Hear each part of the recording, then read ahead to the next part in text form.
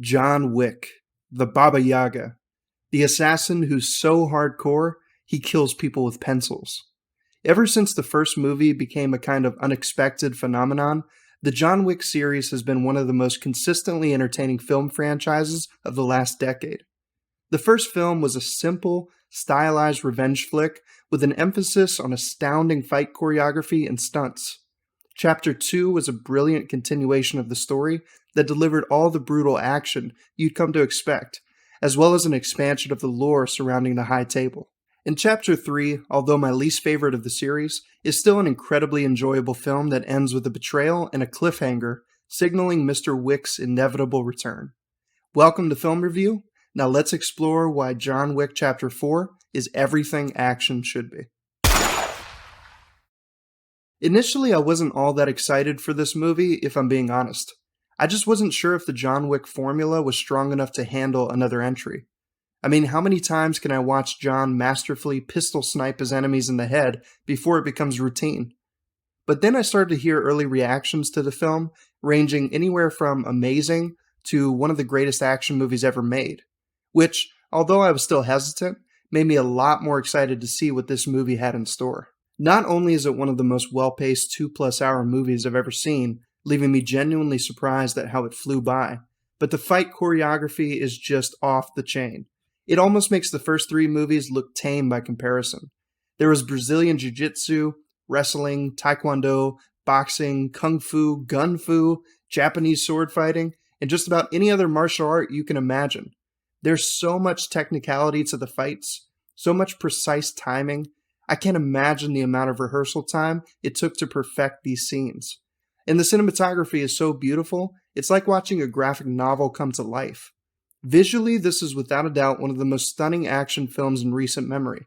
It also has one of the most unique and creative scenes involving the use of dragon's breath shotgun rounds. Without spoiling anything, let's just say you'll know it when you see it.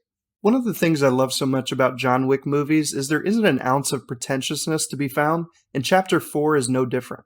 It's an experience that for me is the essence of old school fun.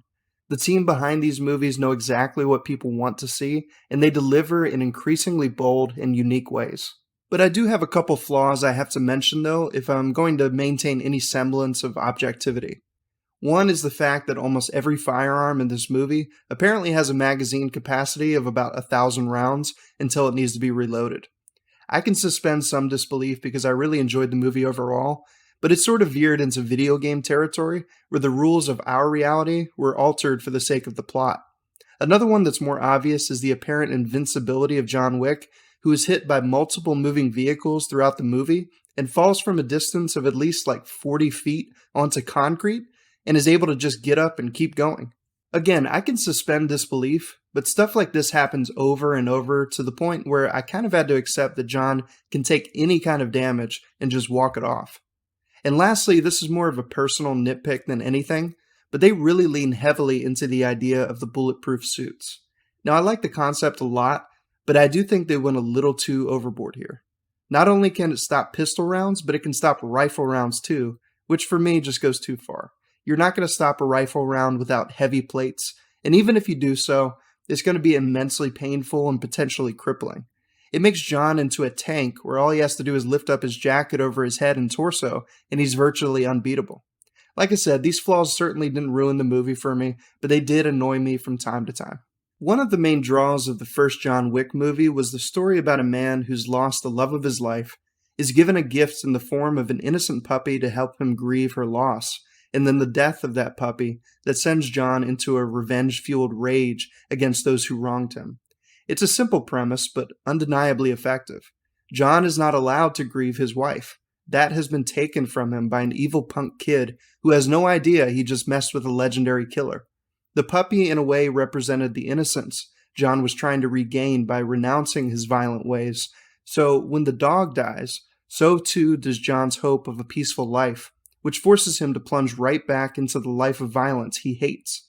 John's journey from then on becomes a sort of cosmic quest to destroy the evil that robbed him of his hope and everything he loved. That was and is the cornerstone of the John Wick narrative, and I was so happy to see things from the first movie come full circle in Chapter 4.